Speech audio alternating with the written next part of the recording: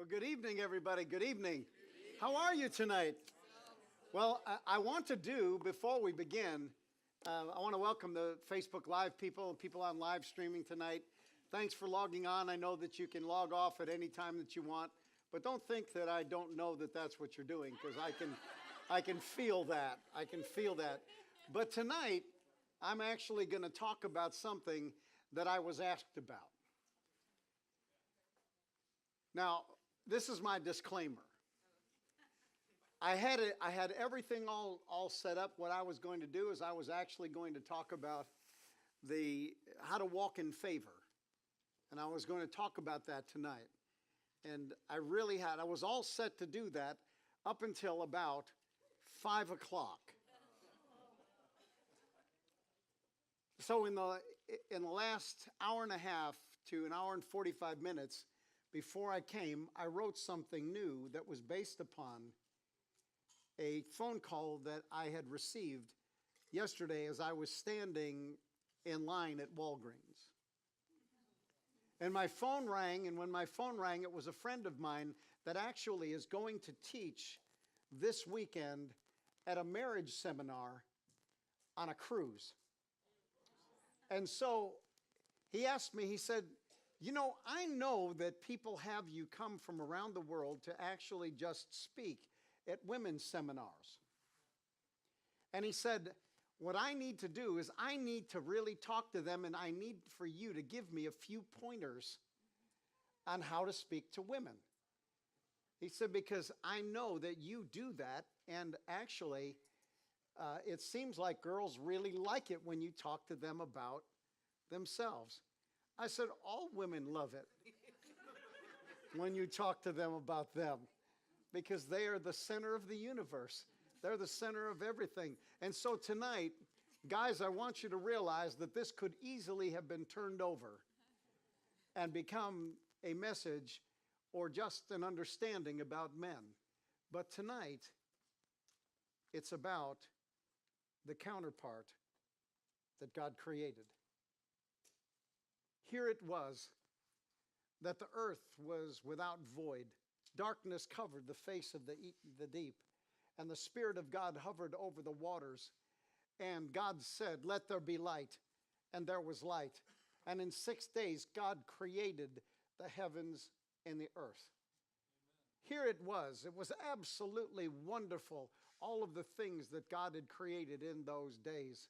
But then the Bible begins to talk about how that God planted a garden eastward in Eden, and he put the man in it. Here it was that the man was created out of the dust of the ground.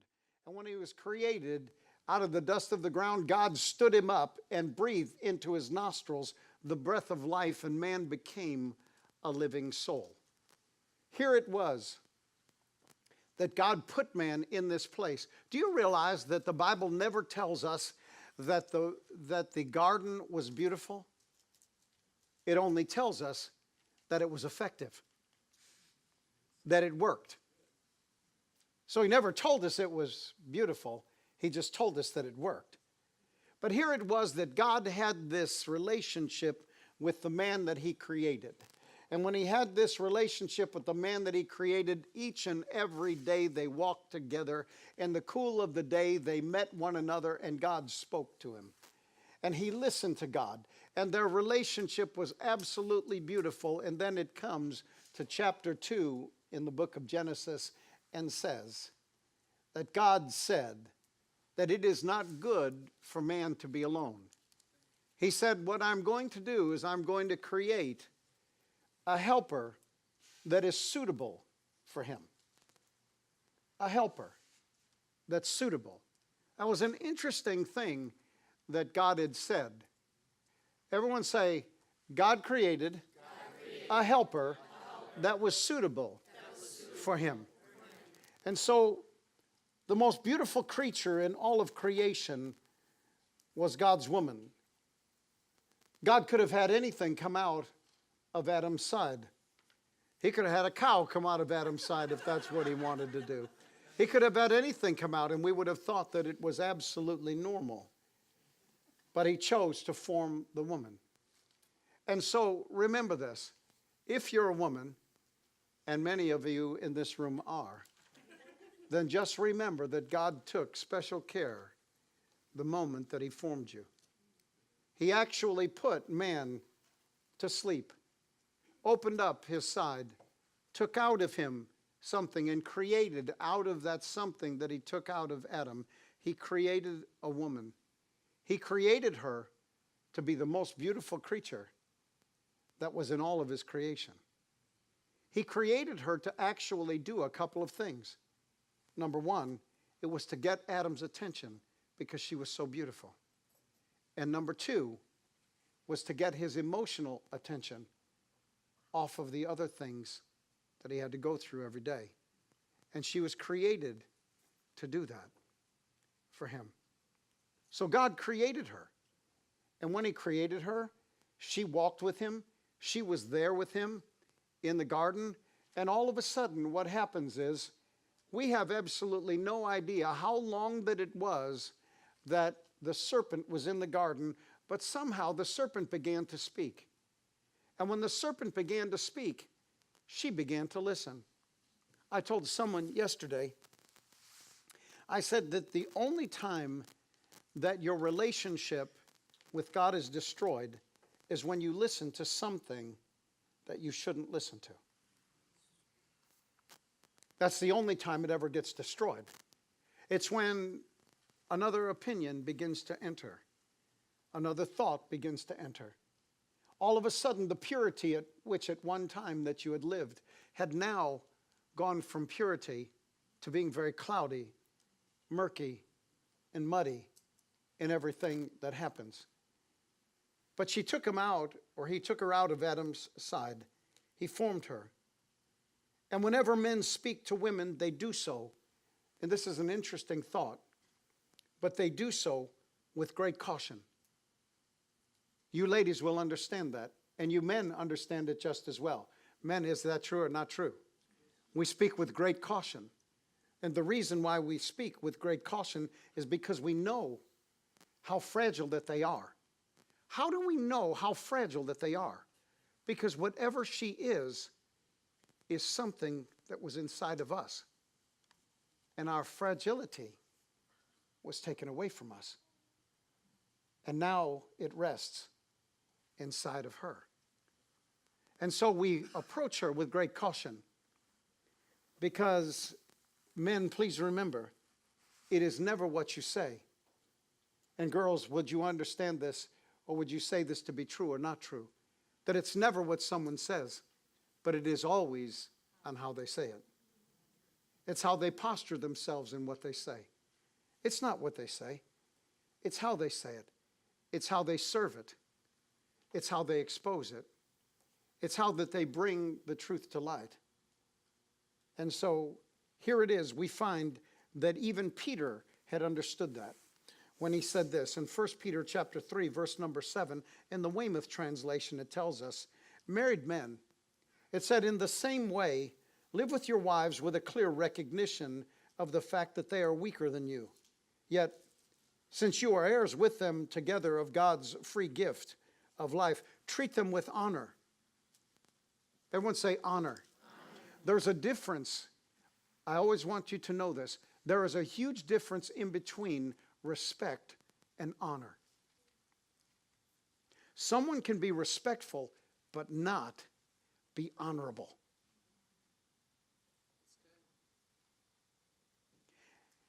And someone could be honorable and lack respect. You see, we seem to think that those terms, respect and honor, are interchangeable, and they're not. Being honorable is to respect the wishes of that are even unspoken.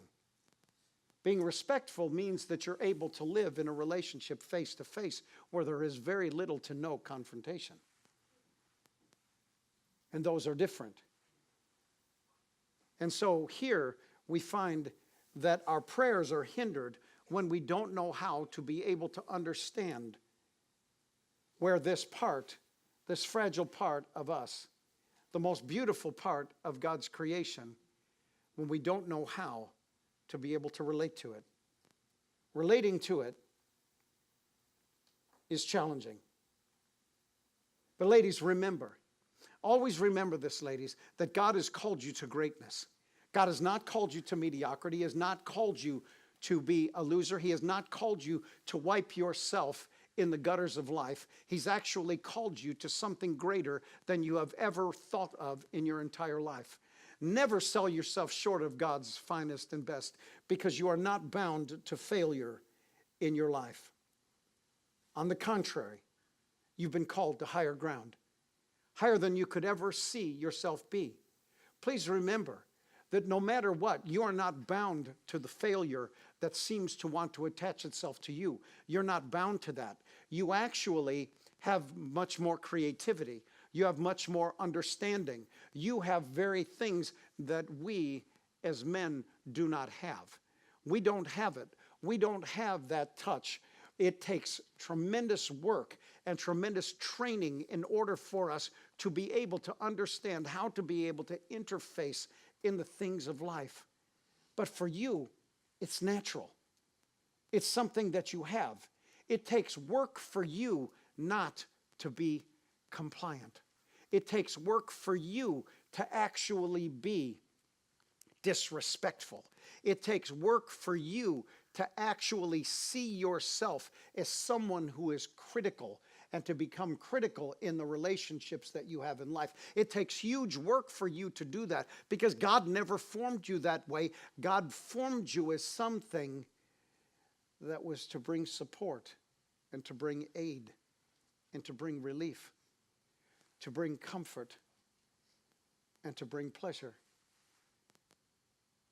Can you imagine how life would be if people just understood what they were created for? And so, never identify yourself with the words of criticism, but only respond to words of kindness. Respond to kindness, and then what you'll do is that you'll teach your environment exactly what words it takes in order for you to be able to respond. God never took you out of Adam's feet for you to be walked upon, nor out of his head to have him dominate you. But he took you out of his side with such beauty to gain his attention both physically as well as emotionally. The reason that man loves woman so much is because she is everything that he is not. He can't live without it. He has to have it.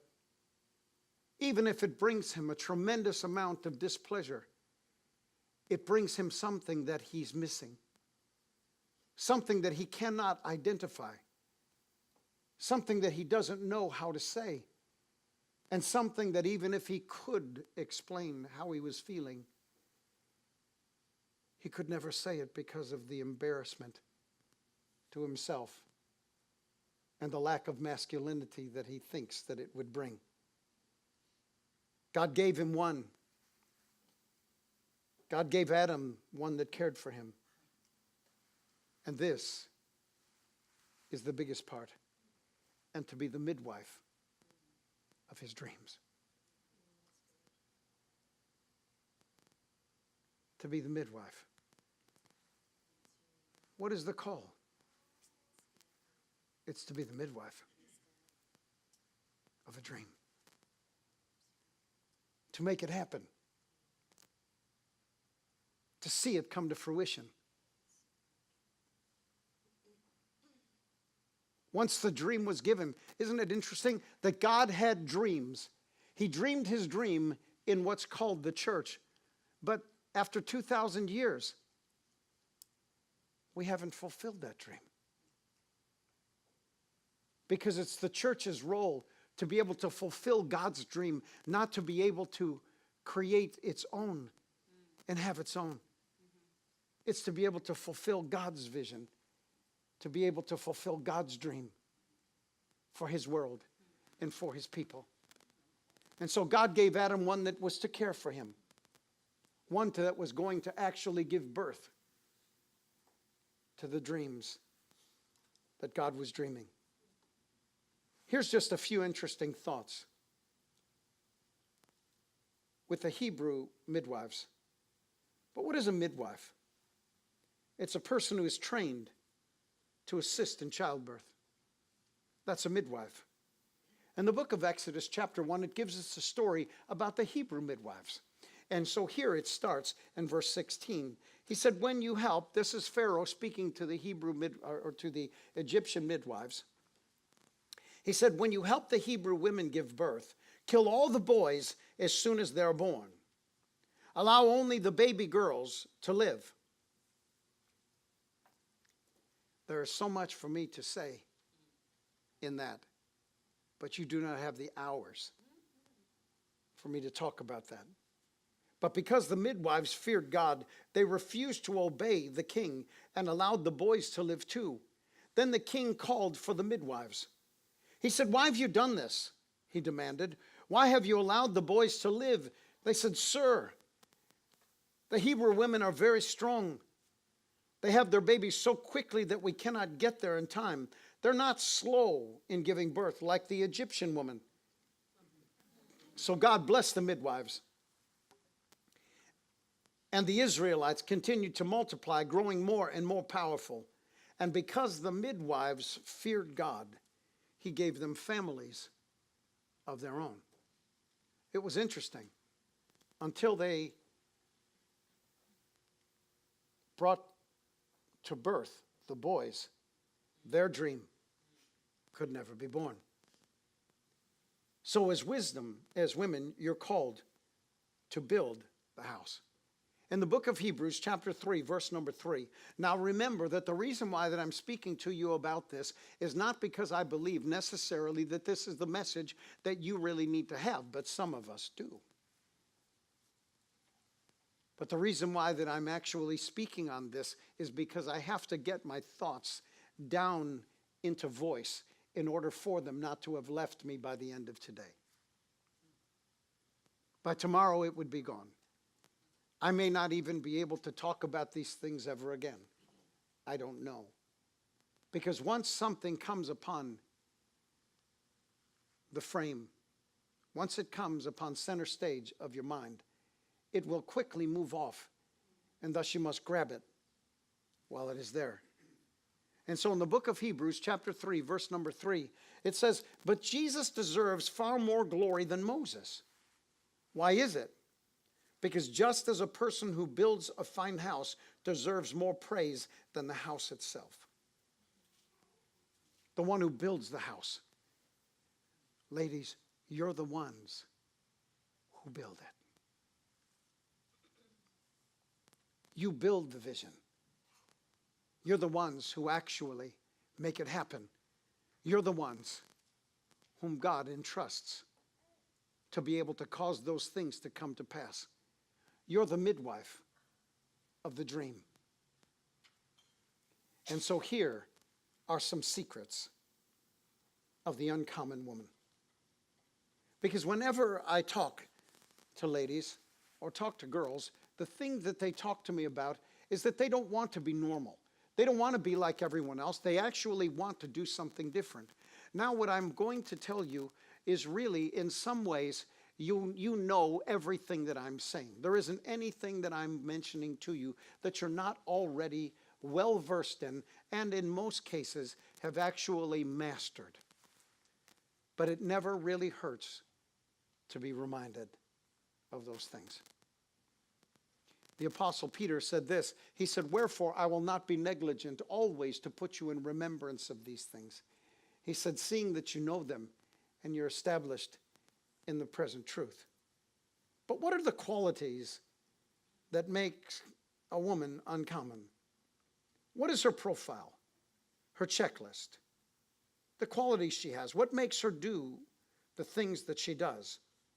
What does being an uncommon woman really mean?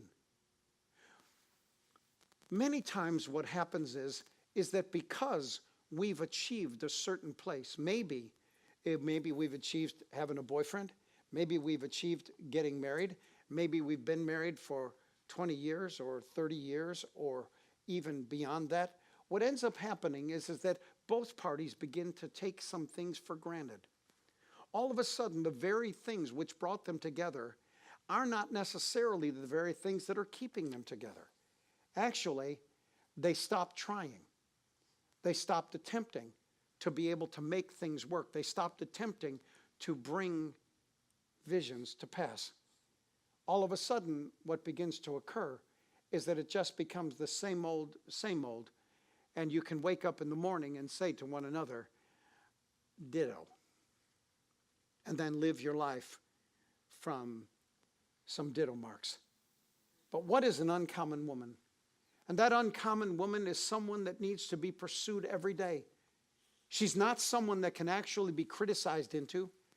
She's not someone that can actually be controlled into becoming that. She isn't that at all. Because an uncommon woman is one that pursues being one on her own. And so she is rare. She's extraordinary.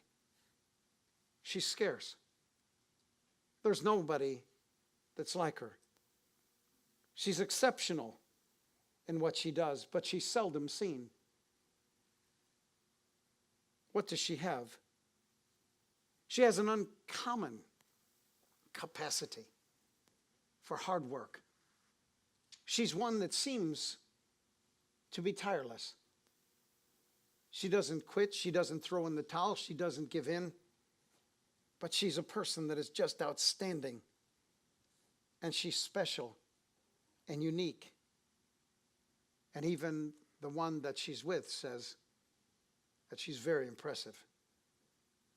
So here are some secrets to the uncommon woman. Does anyone have any questions about anything I said up until now?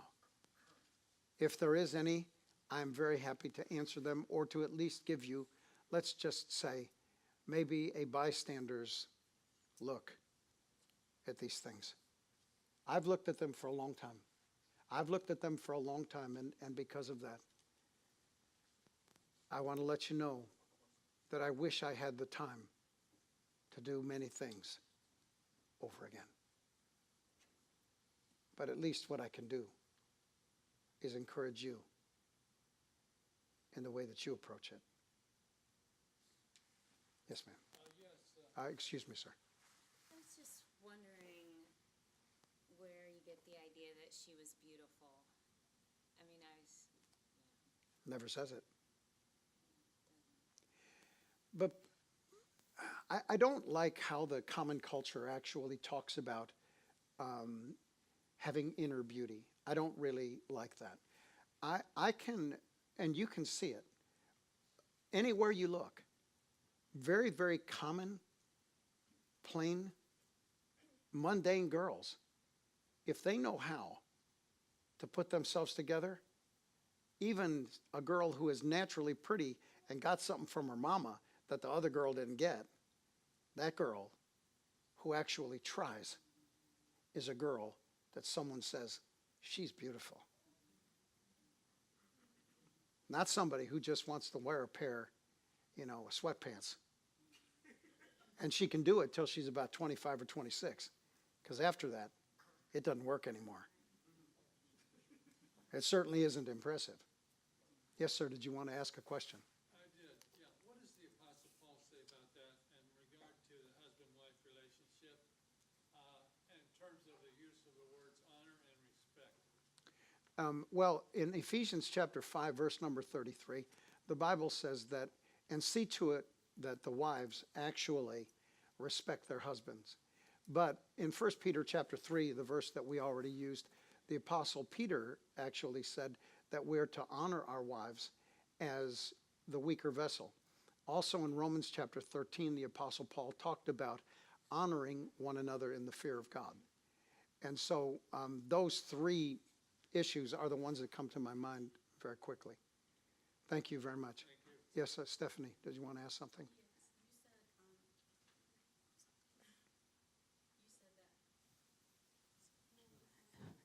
You said we build the vision and make it happen.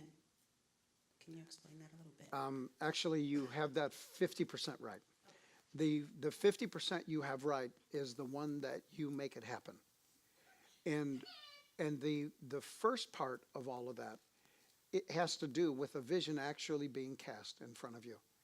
And once you see that vision cast in front of you, you're the one who can actually stand there, just like a midwife does with someone who's about to have a child, and says, okay, one more time, gather your strength, it's time to push. Just push. Go ahead, you're doing it. You can make it. It's going to happen. And I mean, all of a sudden what happens is, the baby crowns and then the baby's born. And I don't want to get into all of that, which I could, but I think that's probably, easier, done than said. And so when a vision is cast, the role that you have is to be able to bring a vision to pass. When the challenges arise, when people begin to actually switch roles, and instead of bringing the vision to pass, it becomes a criticism of a vision that someone doesn't like or someone doesn't agree with. But God never created you for the criticism. He created you to bring something to pass. That's the reason why that she was created.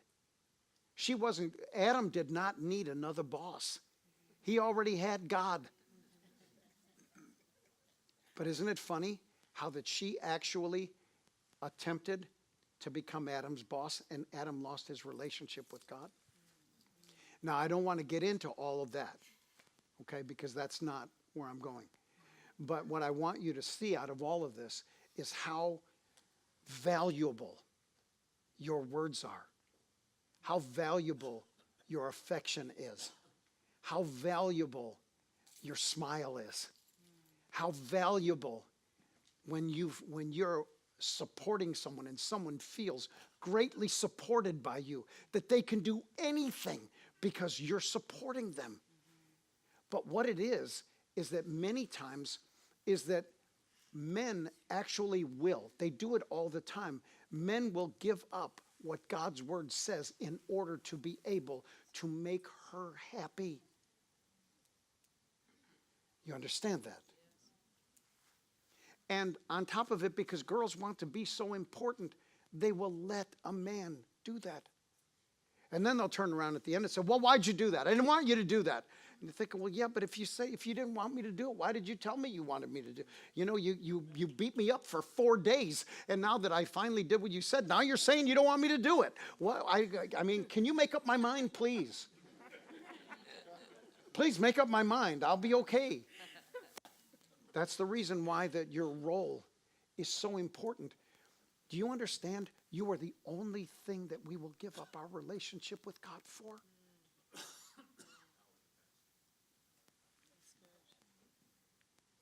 But it's true.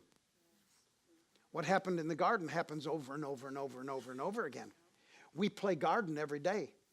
Every day when you wake up, you're put right there in the playpen in order to be what God's called you to be. And you have the opportunity to play the role that God gave you every day. That's why support is so important. That you use your words to see someone go over the top. That you use the look in your eyes, the smile on your face, how you care for yourself. How that no one ever has to say, you put on a little air, didn't you? No, you can look in the mirror and you can see whether or not that you did. It's the truth. So we don't need anyone to remind us. Because we know. Because every relationship is always vertical. It's always vertical. The difficulties and the complaints that come, they come, and what happens is that you're pulled away from the very thing that you're called to do and called to be. Anyone else before I go into this next part? Yeah, Rich. Pastor, one of the biggest traps I think husbands have is that in trying to assume their leadership role, they wind up in a parent-child relationship with their wife.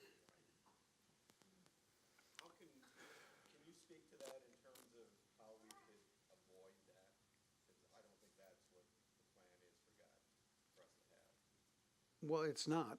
It's not because your spouse, male or female alike, is a partner, and you're heirs together of the grace of life. But what ends up happening many times is because of there's hormonal issues that become very difficult. And I'm not talking necessarily about a girl's cycle. As much as look, we have women in the church right now that are in hospitals over hormonal issues. I mean, you know, the problem with Christianity is the fact is that we can't tell the truth. You know, start understanding. There's no joke to any of this stuff. There are people who die over hormonal issues. It's tough. It's tough. And so what ends up having to happen is that for a man, he needs to know and be confident in knowing what to ignore. What voice to ignore. Which moment to ignore. When the voice that's coming is the voice that came from the support side of God, and when the voice that came from the other part of the girl in the garden, because voices only come from one of two places. And so we must always refuse to let our spouses take the role of a child, and we make them actually walk with us together as partners and heirs together. It's that I'm not going to face off with this childishness. I'm not going to deal with the teenager. And when you're finished with that, come talk to me about it, because I'll be happy to talk with you. And that's the reason why personal relationships are as important as they are for everyone.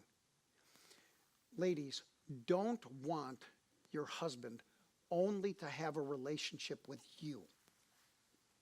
Make him have a relationship with other men. They'll take care of him. But girls, you need to have a relationship with somebody that is more spiritual than you are, and who you're not complaining to about your husband in a spiritual way. You're not actually speaking negatively in a positive way. You know, he's having such a hard time, and sometimes things get the best of him, but I'm praying for him. What a crock. That is just a crock. Nothing like saying everything that somebody ever wanted to hear in the gossip, in the gossip line. Oh, no, I'm going to say what I want to say. Really, I don't ever get to say what I want to say. Since when do we ever get to say what we want to say?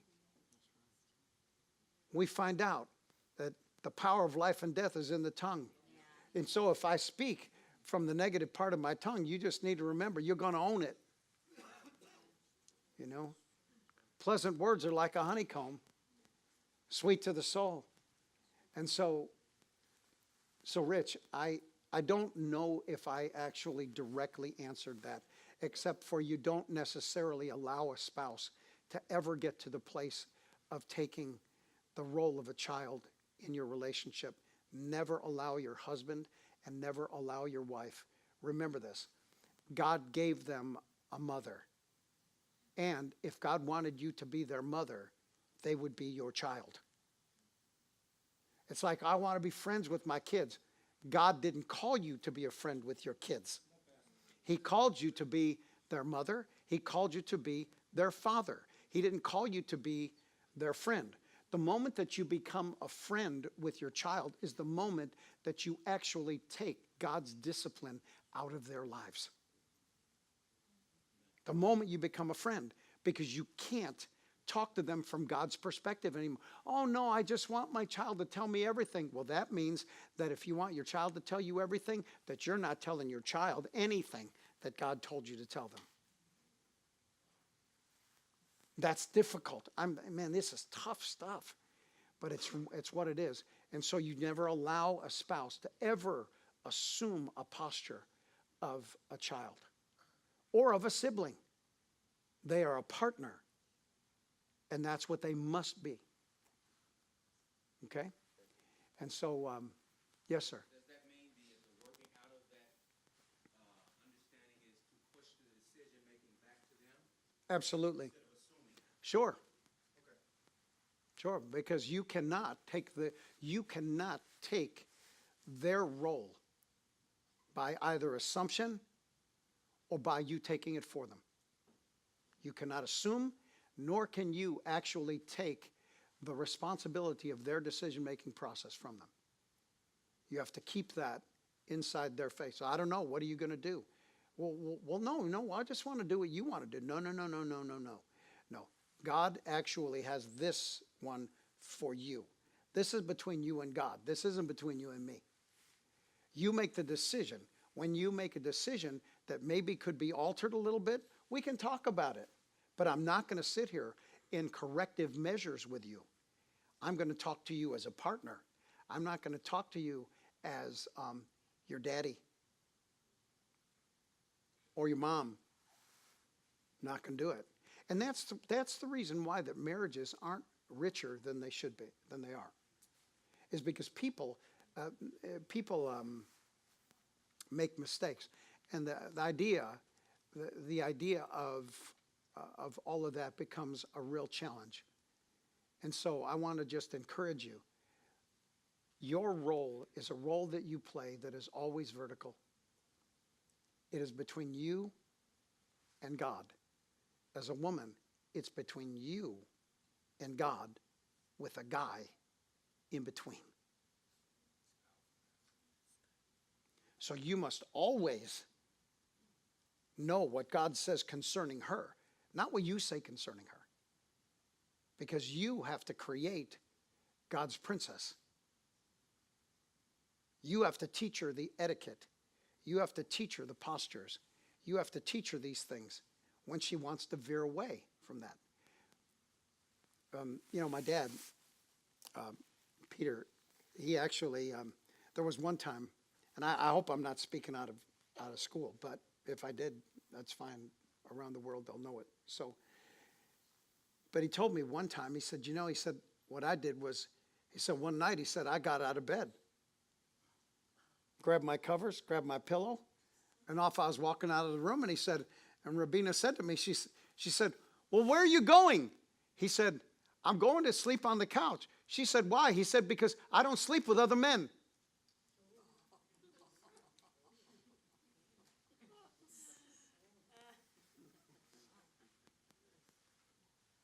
And all of a sudden, what happens is that, ladies, know this. You are more powerful than you think you are. Much more powerful. You are much more powerful than a man, because you're the only thing, as I said, that can get him to give up his relationship with God. The only thing. Nothing else. No other man could ever make a man give up his relationship with God. But a girl, he will melt for a girl. And she thinks, oh, I got something special. Oh, no, you don't have anything special. You have to realize there are 70 or 80 other girls in this room right now. You have what they have. It's not special. What it is that whatever you have is what he's missing. And he's always searching to get that part back. Because he's not whole. He's not complete. And he searches the world over to find that. See, girls, you didn't have anything taken out of you. He did. So the feelings that men have, girls, you'll never know.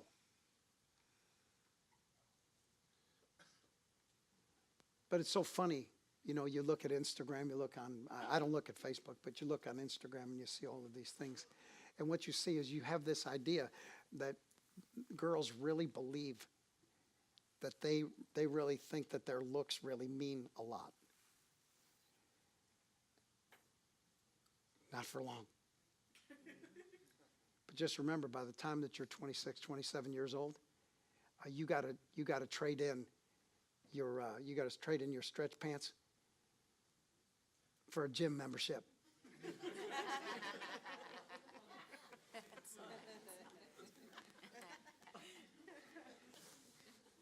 You know, that would be funny. That would be funny if it wasn't so true. All of a sudden what happens is that, and girls that got the skinny jean, all the other girls are kind of looking at them going, because they got a skinny jean, they can eat whatever they want. You know, they can shove a banana cream pie down there, and it's like nothing ever happens. And we kind of go, how does that? I've been looking at food, and I gained 4 pounds from yesterday. It was just from yesterday. So you're very, very powerful. So here are some secrets of being uncommon. Remember this, you're never rewarded for the sameness that you have with anyone, but you're only rewarded for the differences that you have. Differences you're rewarded for. You're never rewarded for similarity. It's what makes you different that makes you attractive. It's not what makes you similar that makes you attractive. So number one. Number one is this. Never forget that men see you long before they ever discover your intelligence. In the book of Genesis chapter 24, it says, and it's speaking there because Abraham at the time, actually sent Eliezer to go find a wife for Isaac. So Eliezer prayed and said, God, if you'd have mercy upon me and upon my trip, show me the girl that I need to get for my master Abraham's son Isaac. In Genesis 24:16, it says, now the young woman, speaking of Rebekah, it said, now the young woman was very beautiful to behold, a virgin, no man had known her, and she went down to the well and filled up her pitcher. See, she was very beautiful. See, men see you before they ever hear you. So whatever it is, or before they know your intelligence, whatever it is, makeup doesn't hurt. It only hurts when you take it off. It's makeup. It's kind of like that girl that was the opera singer, right? I mean, you remember her, right? Don't forget the opera singer. You remember the opera singer? How many of you remember the opera singer? Just a few of us, but now, all right, since most of us don't remember it, I'll tell you about the opera singer. Here it was that this man, he went to the opera, and he was well-to-do gentleman, and so he just absolutely loved this opera singer's voice. And finally, all of a sudden, you know, the voice turned into she's beautiful. The beautiful turned into I got to get backstage. The backstage turned into I really have to meet her. And all of a sudden, what happened was he met her, and they began to go out with each other, and they decided what they were going to do was get married.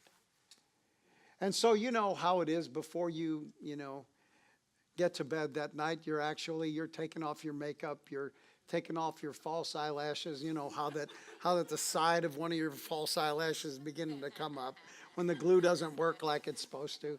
And so finally what ended up happening was she went into the bathroom and she said, I'll be back in a minute. So all of a sudden she goes in there, and what she does is she takes off her false eyelashes. She takes off all of her makeup, and she clicks off her wooden leg.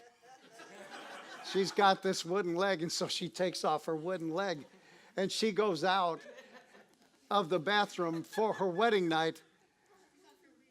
Oh, and she don't forget she took off her wig too. And then when she went into the bedroom in order to be able to consummate her marriage, this man sees this thing that actually walks in the room. And he gets scared. He screams, ah! And he says to her, sing, sing. Just start singing. At least give me something that reminds me of you. So the girl in verse 16 in the Message Bible, it says the girl was stunningly beautiful to behold. Number two is that you must do something you've never done to become someone you've never been. If you really want to become something that you've never been, you've got to do some things that you've never done.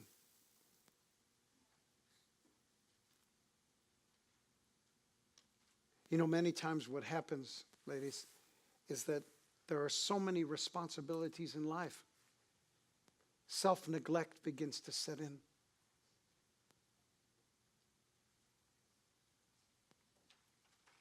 And isn't it true when someone gets married? The guy turns around, the guy says, listen, he says, when we get married, I want you to stay exactly as you are. I never want you to change.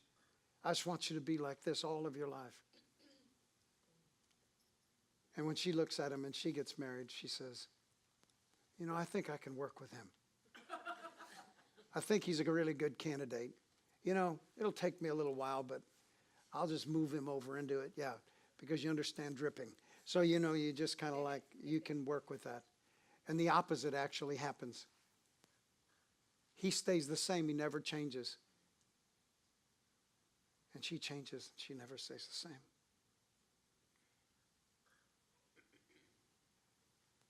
And so if you want to become someone you've never been, you've got to really put the extra in it that even might be difficult for you to put in it. To be uncommon. In Romans chapter 12, verse number 2, it says, don't copy the behavior and the customs of this world. He said, but let God transform you into a new person by changing the way that you think. You can't think like your mother thought. You can't think like your grandmother. You have to think differently. You have to think now that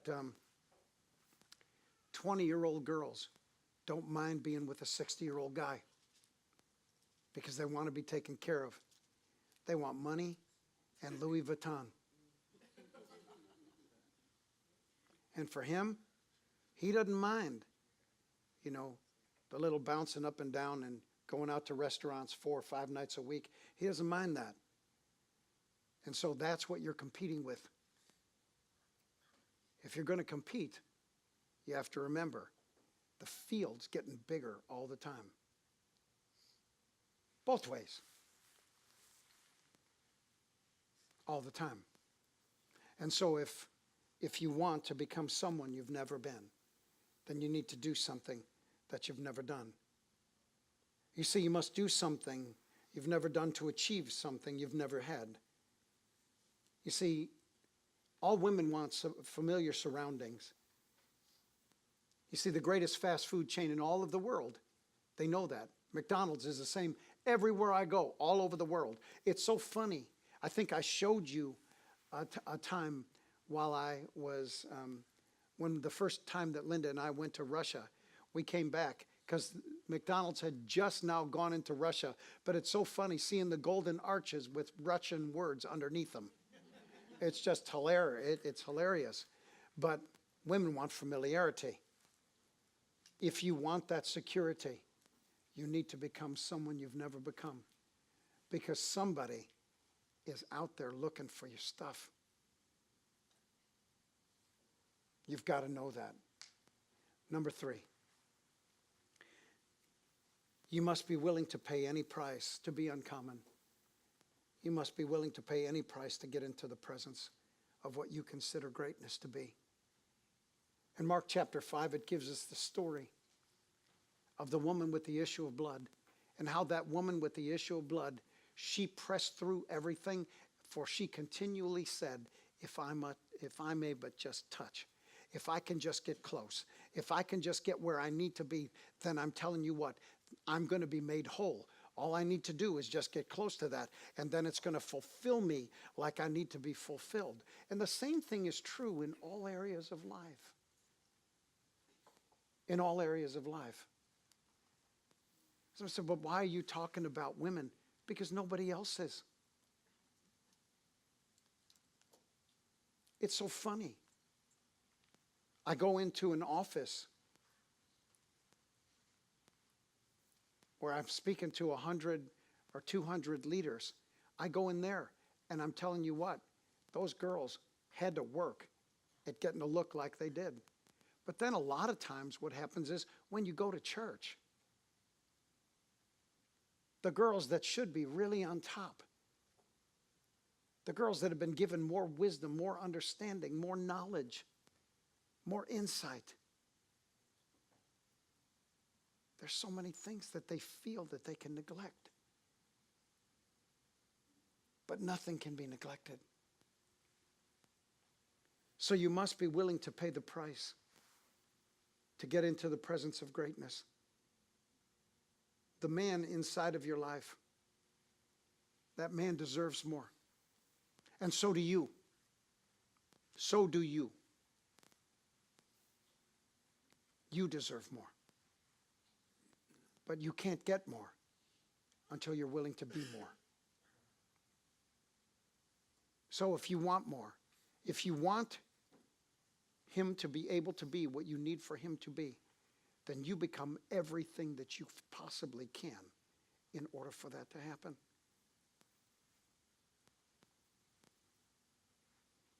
Number 4, the success of your future is solely dependent upon the departure from your past. It's so funny. When women are single, they're a lot of fun.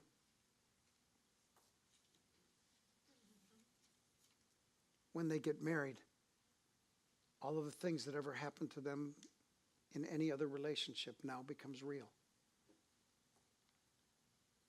Before they get married, everything is funny. After they get married, very little is.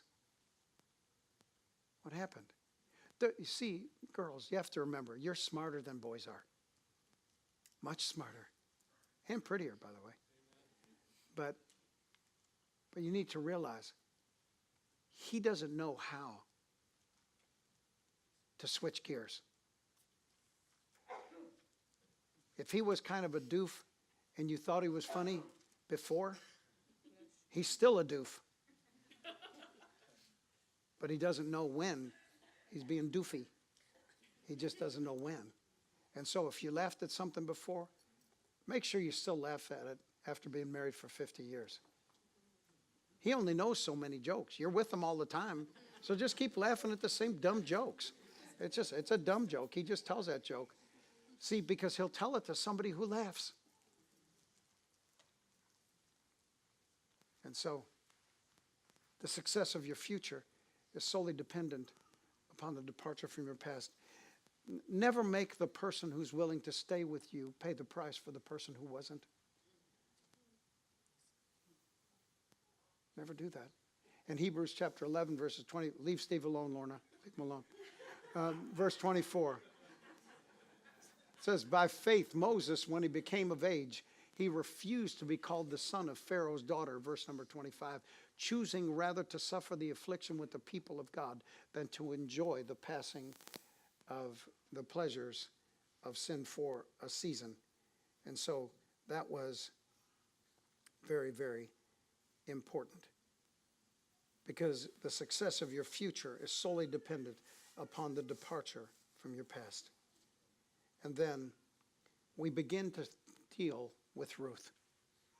Ruth actually is really the story that all of this is about.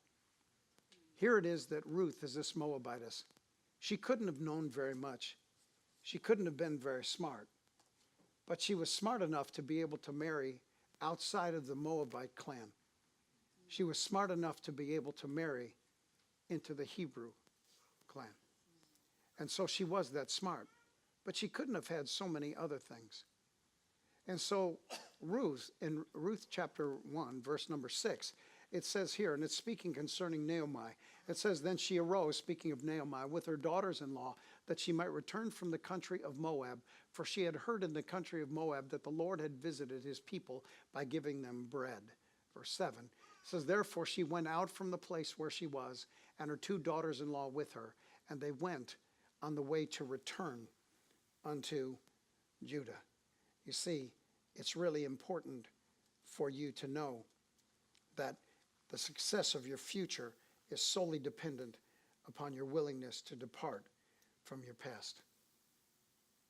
Be that smart. Number 5, the proof of a fool is one who is willing to disconnect from a life of favor and attach to a life that promises none. That's the proof of a fool, is one that is willing to disconnect from a life of favor in order to connect itself to a life that promises none. In 2 Timothy chapter 4, verse number 10, it says, "For Demas has deserted me because he loves the things of this life and has gone to Thessalonica, Crescens to Galatia, and Titus has gone to Dalmatia." What did Orpah do? You see, the funny thing about that is the proof of a fool is willing to disconnect from a life of favor in order to connect itself to a life which promises none. And so here, Orpah in Ruth chapter 1, verse number 9, it says that the Lord grant that you may find rest. This is Naomi speaking. The Lord grant that you may find rest, each in the house of her husband. So she kissed them, and they lifted up their voices, all of them did, and they wept. And they said to her, "Surely we will return with you to your people." But Naomi said, "Turn back, my daughters. Why will you go with me? Are there still sons in my womb that they may be your husbands? Turn back, my daughters, go, for I'm too old to have a husband. If I should say that I have hope, if I should have a husband tonight and should also bear sons, would you wait for them till they were grown? Would you restrain yourselves from having husbands? No, my daughters, for it grieves me very much for your sakes that the hand of the Lord has gone out against me." Then they lifted up their voices, and this is the point. They lifted up their voices and wept again. And Orpah kissed her mother, but Ruth clave unto her. You see, it's foolish for you to disconnect from a life of favor and connect yourself to a life that promises you none. And Orpah disconnected. She thought in the short term it would be better. Number 6, to be uncommon, one must be known for choosing wisely. Girls, choose wisely. It's a funny thing about life. You can only avoid consequences in life for so long. In Proverbs 12:26, it says that the righteous must choose their friends carefully, for the way of the wicked will lead them astray. But back to Ruth in choosing wisely. Verse number 16 of chapter 1, it says, "But Ruth replied, 'Don't ask me to leave you and turn back. I will go wherever you go, and I will live wherever you live. Your people will be my people, and your God will be my God. I will die where you die, and will be buried there. May the Lord punish me severely if I allow anything but death to separate us.' So when Naomi saw that Ruth had made up her mind to go with her, she stopped telling her to leave." Number 7, speaking of the uncommon focus completely upon the success of another. You see, you were created to bring success into the life of someone else.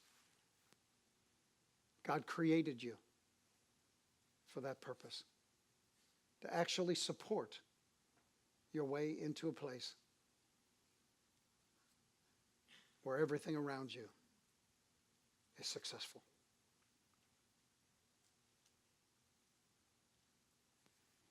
One of the things that I appreciated about someone that all of you know was the fact that they had believed that in their marriage that it was her responsibility to make her husband successful, both physically, spiritually, financially, and sexually, whatever that meant. It is actually focusing on the success of someone else. And in Ruth chapter 2, it gives us that story, verse number 1. It says, "Now there was a relative of Naomi's husband, a man of great wealth of the family of Elimelech, and his name was Boaz." It said, "So Ruth the Moabitess said to Naomi, 'Please let me go to the field and glean the heads of grain after him in whose sight I may find favor.' And she said to her, 'Go.'" Isn't it interesting that immediately Ruth was interested in being able to go into the fields of someone that could notice her? In life, we play the game of candidates way too much. That's the reason why people don't end up with the things that they should. See yourself as one who is the midwife of making something happen. Making it happen. Why is that? Because today, do you realize if in fact you cause that vision to come to pass, then you can actually multiply your efforts 10 times over, because one puts 1,000 to flight and two puts what? 10,000. Okay, you can multiply your efforts 10 times the moment that you actually choose to work inside that environment successfully.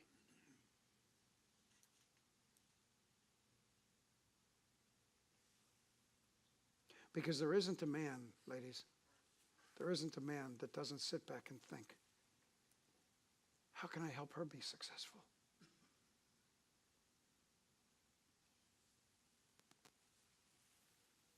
I need her happy. I need her to have a vision of her own. And they encourage their women to do so. Is that true or not? This is way too heavy for you, isn't it? Number 7. I think it's number 7. 7. Ha ha ha ha. Number 7. The uncommon focus completely on the success of another. I already did that one. You were right. It was 8. Oh, but Ruth meets Boaz. And when she finally meets him in chapter 2, verses 10 through 23, he actually comes out. And let's take a look, because I know that this is, let's take a look at verse number 11. And verse 11 and 12 will do. It says, "And Boaz answered and said to her, 'It's been fully reported to me all that you've done for your mother-in-law since the death of your husband, and how you've left your father and your mother and the land of your birth, and have come to a people you did not know before. The Lord repay your work, and a full reward be given you by the Lord God of Israel, under whose wings you have come to trust.'" And you see, Boaz recognized her. He noticed her. And she became what she needed to become. Number 8, remember this.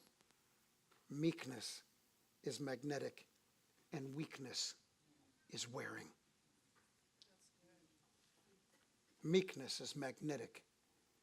In Ruth chapter 3, verse number 8, this is really the chapter where Naomi actually begins to talk to her, and she tells her, "Now look, daughter, I need to make a future for you now." That's the reason why that relationships are so important.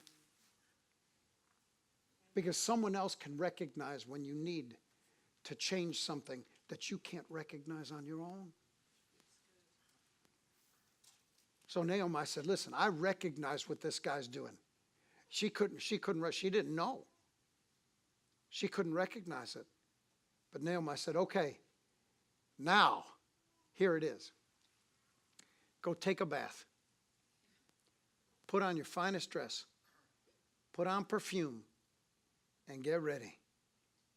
Because this guy is going to be in your life for a long time." And so here, around midnight, Boaz suddenly woke up and turned over. And he was surprised to find a woman lying at his feet. That is a surprise. He said, I don't know whether he said, wow, or he said, hallelujah. I don't know what he said, but he just said something. But he said, the first thing he wanted to know, he said, he wasn't like the people who hook up now. Actually, he was somebody.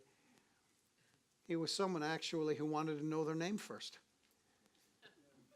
And so he said, who are you? He demanded. And she said, I'm your servant Ruth.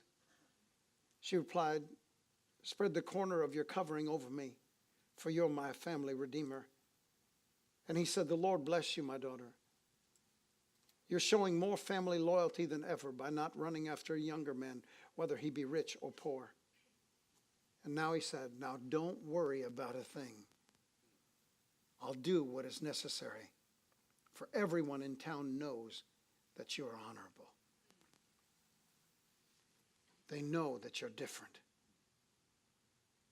They know that you're uncommon. Number 9, submission to those of your future is what creates a future for you. If you want to know how to create a future for you, just submit yourself in the place where one can be created. You must always understand that God is very generational. It was Abraham, Isaac, and Jacob. And because he's generational, you need to put yourself in that role. Put yourself in the place where a future can be created. In chapter 3, verse number 1, it says, then Naomi, her mother-in-law, said, my daughter, shall I not seek security for you, that it may be well with you? Now Boaz, whose young women you are with, is he not a relative? Therefore, wash yourself and anoint yourself, and go on your best garment. Put it on. Go down to the threshing floor, but don't make yourself known to this man until he has finished eating and drinking. Then it shall be, when he lies down, that you shall notice the place where he lies, and you shall go in and uncover his feet and lie down, and he'll tell you exactly what you need to do. And this is what she said to her. She said, all that you say to me, I will do.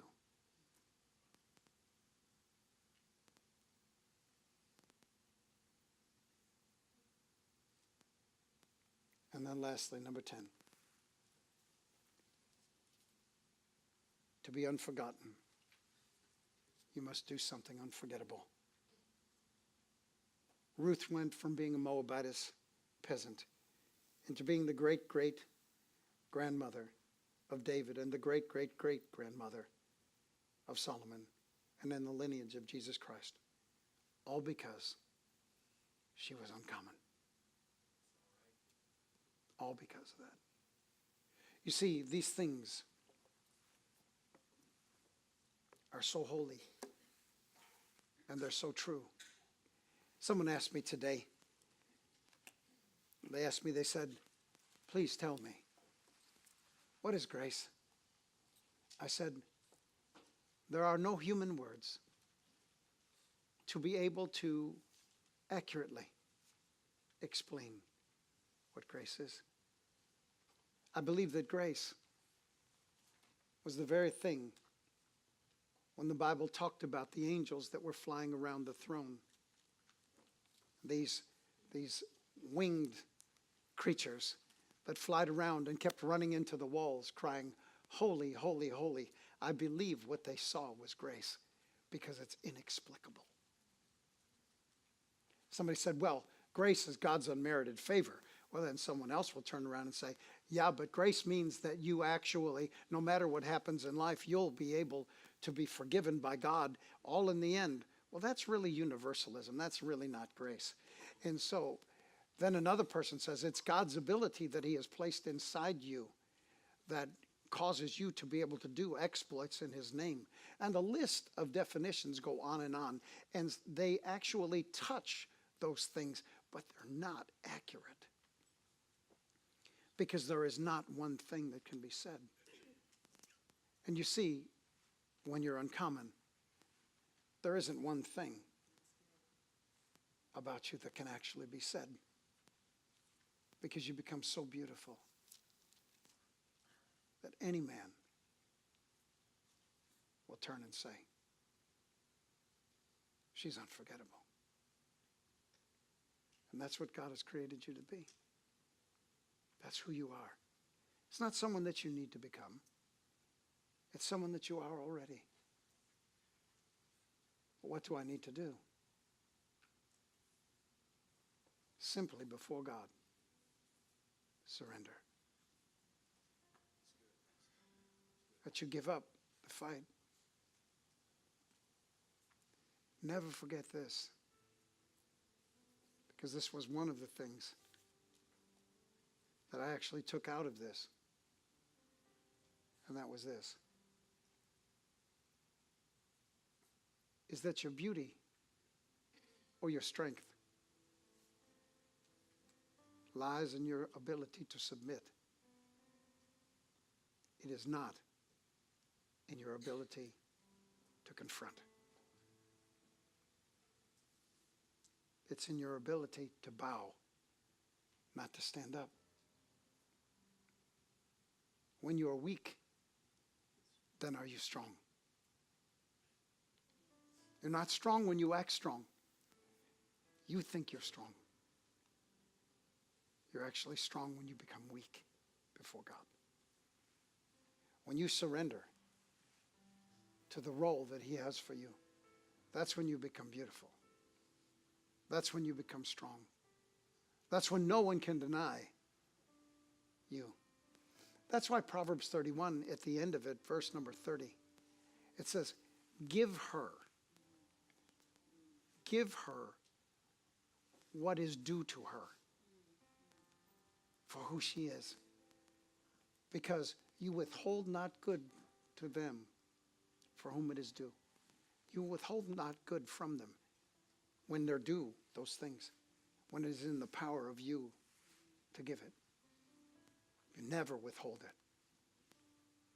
And so I want to let you know how deeply humbled I am to be able to speak to you about these things. They're never, to me, and please never see them as a criticism. Only see them as what I consider them to be. They're words. And those words were there to put the crown that belongs to you upon your head, because He placed it there. Never take it off. Always wear it, and wear it with humility. Do you understand? Let's pray. Father, thank you so much for tonight.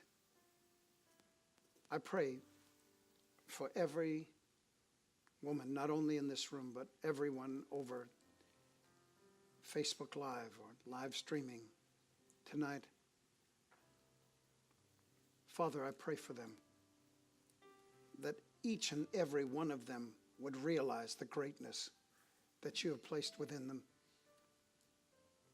That tonight would be the night that they embrace everything that you had to say, everything that you had for them.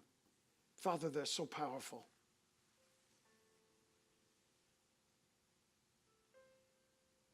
They were what you had in mind to be the midwives of your vision for this world. Father, the only thing that you have given to us is to be able to be strong enough to hold the framework of what you have. But you've given them the awesome grace and ability to see what you had in heart and in mind to come to pass. May your grace come down upon them now. May your love overshadow all of the things that they have thought. May they recognize what you've called them to become. In Jesus' name, amen. Thank you for allowing me to get that into words. And now I don't have to talk about that anymore. What a privilege it is.